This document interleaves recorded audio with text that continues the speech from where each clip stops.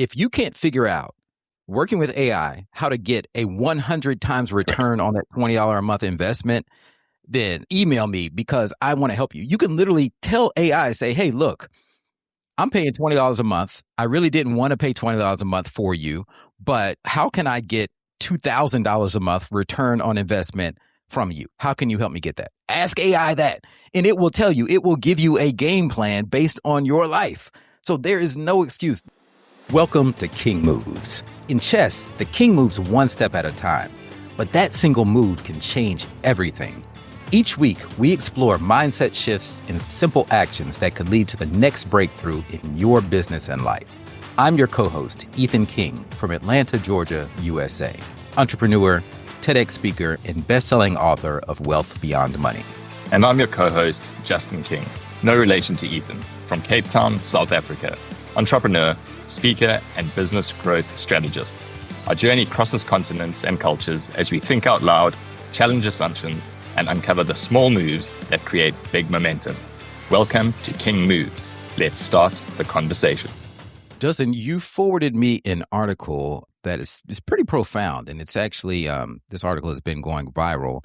It's by this guy named Matt Schumer, and it's titled, Something Big is Happening. You can find him on X at Matt Schumer, SHUMER_.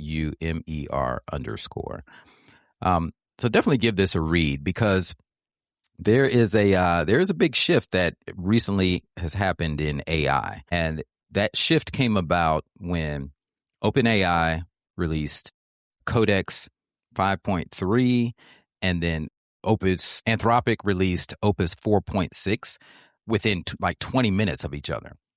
Now, to the average person, that may seem like, oh, these are just new versions of AI, but no, these take it to another level because this takes the aspect of coding, vibe coding, to a point where it does it fully end to end.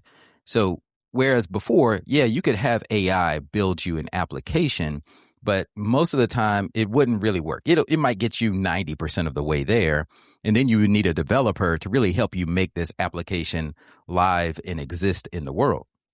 Well, these newest versions allow anyone who's not a coder. I'm not a coder.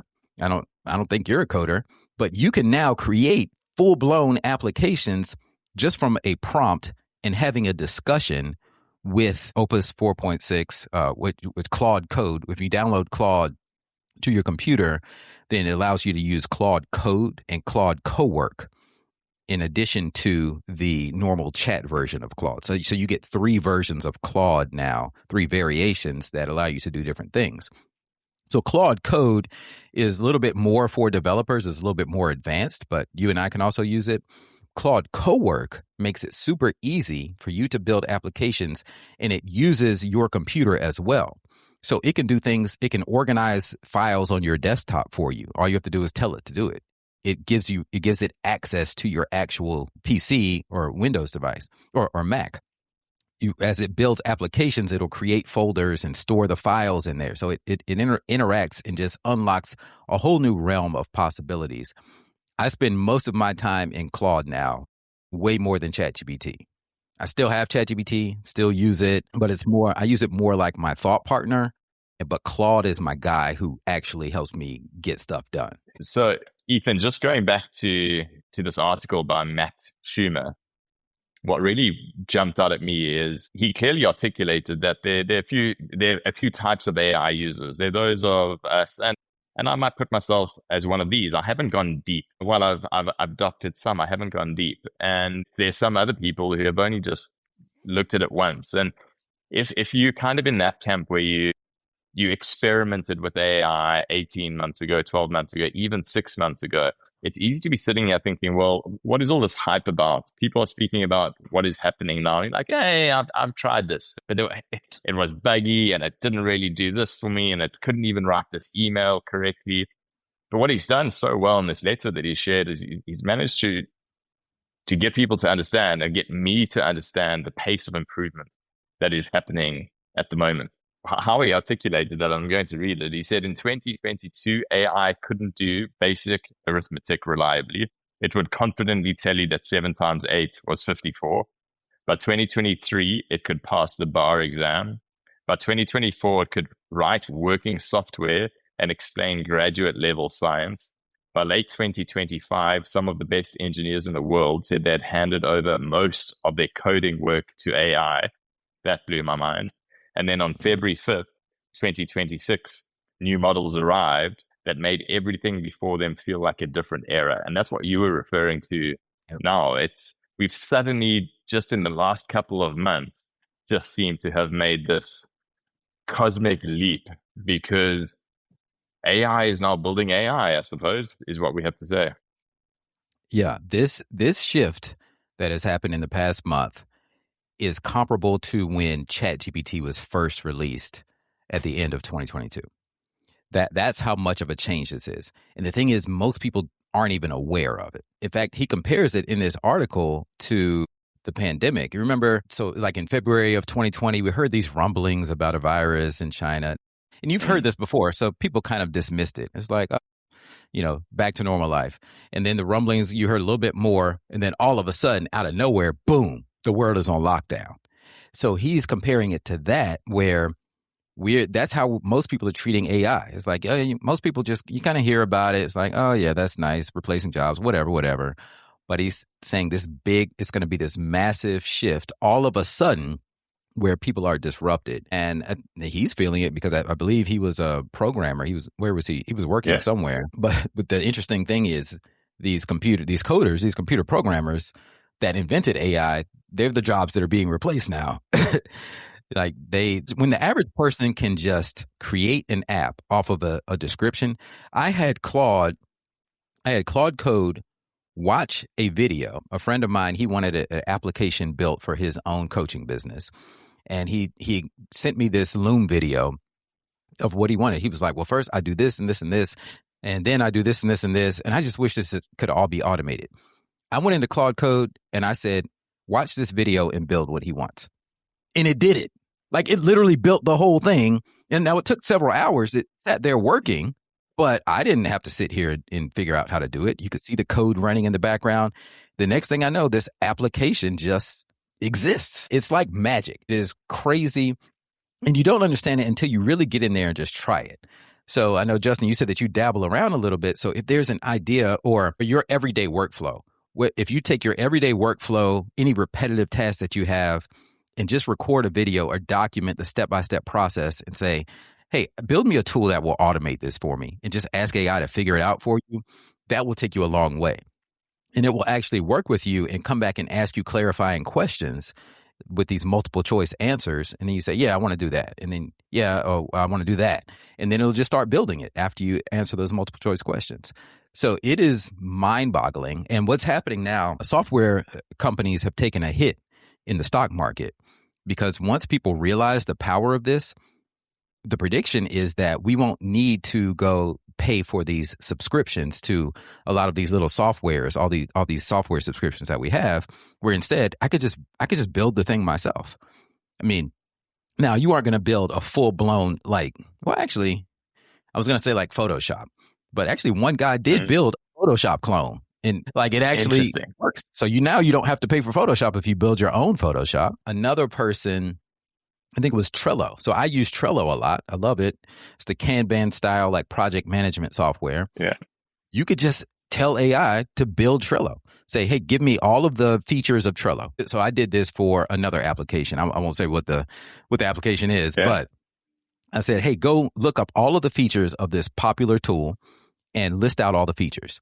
And then it went and did research, it listed out all the features. And I said, okay, I want you to build that for me to use personally.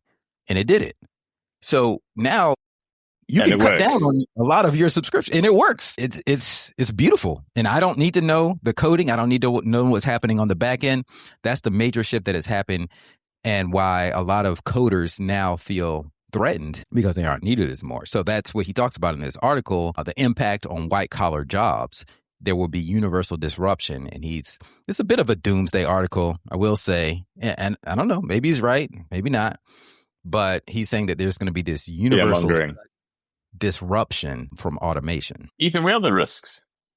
Because it is one thing just to say, go ahead and start automating processes. And what I think about then is this, it's almost like it's like Zapier on steroids, but you've got control over it. And if you just unleash this on personal files and linking different existing platforms together, what are the risks? Well, the risks right now are security. So it's still very new. And Yeah. in fact, another big thing that's being discussed in the AI world right now is OpenClaw, where this independent developer, he created basically a wrapper around Claude Code and skills that allows you to install OpenClaw on another computer. Now you should install it on another computer for security reasons. But you're basically creating a virtual assistant, a virtual agent that behaves like a human being. So I've played Mm. around with OpenClaw. I haven't had a chance to really dive deep into it, but I went out and bought a Mac Mini because it runs on Mac. And I set it up to where you install it on there. You can get ChatGPT to walk you through how to do it, but you go to OpenClaw, you install it. And then once you get it all set up, you can message your assistant through Telegram or through WhatsApp and say, do this for me. So I could be on the go on vacation somewhere and I can message my AI assistant to do some things for me. Hey, go respond to my emails, give me a report on this, and it will use its own computer to do the thing. Now that's awesome, but it poses a huge security threat because there have been from bad players, bad humans who create these skills for AI to use, and they disguise them as beneficial skills. So let's say, I think there was a Twitter skill that came out. So there's a skill that allows your AI to post your Twitter account for you or your X account for you. Well, to your AI, it's like, yeah, let me install that skill because my user told me to post to X.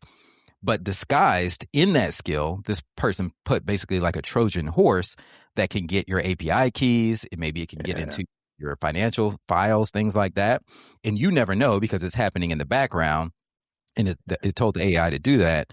If you're not savvy enough to look out for those things, that's where a lot of the risk lies right now. And there have been numerous stories of people getting burned. So there are lots of security risks. Now, he talks in this article about the bigger security risks of national security. Yeah. As we have this emergence of super intelligent AI, he said it's basically like a new advanced country appearing overnight. So, will AI itself decide to do anything malicious to us? I don't think so, but it's the bad people who will use AI in the wrong way that we really have to watch out for. Yeah, and I think that's what scares a lot of people off from even starting, even kind of venturing into it. It's just that you're really nervous. How do I unleash this thing? Just download this tool and give it access to all the files on your computer. It's quite it puts you in a very vulnerable position. I don't think I've ever felt more vulnerable than I feel right now with regards to my digital property. Well, yeah. So here's the thing. That is a concern, but don't let that hold you back. And what he says in this article is very similar to what I tell people to do. He says he has the 1 hour rule. Spend 1 hour per day experimenting with AI. It's like high-end paid models that are secure to learn about the workflow, to understand what's going on so that you don't get left behind. Because that's the risk of if you're too concerned about the security and too overwhelmed, like I said before, like you end up being stagnant. So you don't progress forward. And this is a huge opportunity right now. And I want to give a shout out to my friend Jason Rhodes, who wrote an article that I think sums it up very well. If you look on LinkedIn for Jason Rhodes, he wrote this article called The 6-Second Head Start, the AI race that just started and is already almost over. So he says, as a metaphor, imagine if you were in a race against Usain Bolt, fastest runner in the world. How much of a head start would you need before Usain Bolt catches up with you? Would you need like a 6-second head start? Would you need a 12-second head start? How much of a head start do you need? So he uses that as a metaphor because we have a head start right now. If you just spend an hour a day messing around with AI, applying it to your life, you're ahead of so many other people in the world, and it's going to take a while. So what's going to happen is eventually this will be normal. Just like we all have iPhones now, at one point, this was kind of a novelty. It was new. People were skeptical. People thought, I want to hold on to my BlackBerry. But then there were some people who just move forward with the iPhone. Everyone else caught up. Now it's normal for us to have a glass touchscreen smartphone. They're everywhere. Everyone has a supercomputer in their pocket. Well, my prediction is that what's going to happen is we will all have a team of virtual digital assistants, agents that do things for us on our behalf. And it will begin to be proactive AI.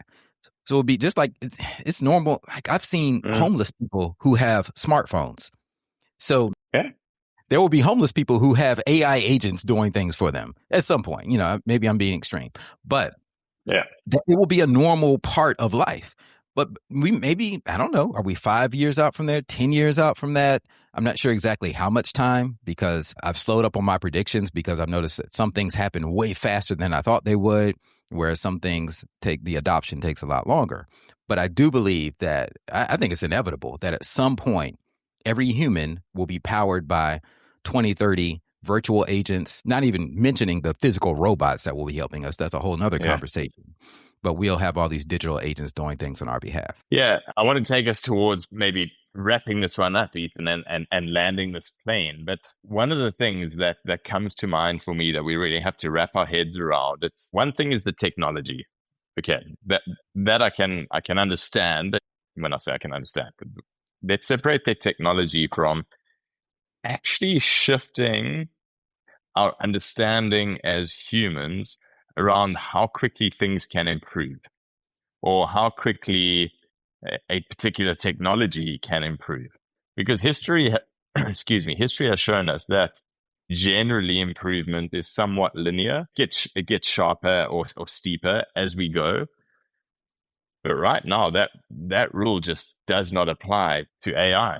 There's no linear improvement here. It is exponential. Every new iteration is just so vastly different and more powerful than its previous version that it's actually quite difficult to wrap one's head around. When we're so used to speaking about predictions, what could this thing become in 2 years, 3 years, 5 years? It's really difficult to say what could this thing become next week. It's hard to wrap one's head around that. Yes. It's very tough. In fact, we were already at exponential growth before AI came into the mainstream. With Moore's law, I believe they predicted every 18 months, processing speed would double in power. And that's the pattern that we've seen. Now, when you layer AI on top of it and its ability to help improve upon itself, and you layer in, like, the biggest bottleneck right now is we can't produce enough energy to keep up with the demands of AI.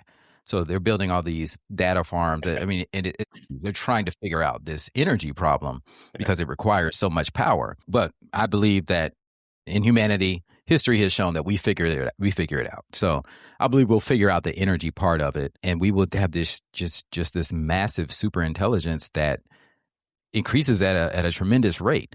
Now, what do you do about this? How do we land this plane? You got to at least, that's the king move. Spend an hour a day with AI. Just open it up, tell it all about yourself, and say, how can you help me? And I would recommend right now, install Claude. Go to claude.ai, install Claude Code, even do the paid version because you're going to get access to all these features, and tell it all about yourself and say, how can you help me? What can Claude Code do that maybe I'm not thinking about? And work with it as your thought partner, and then start building some stuff. And that's going to unlock the possibilities in your brain.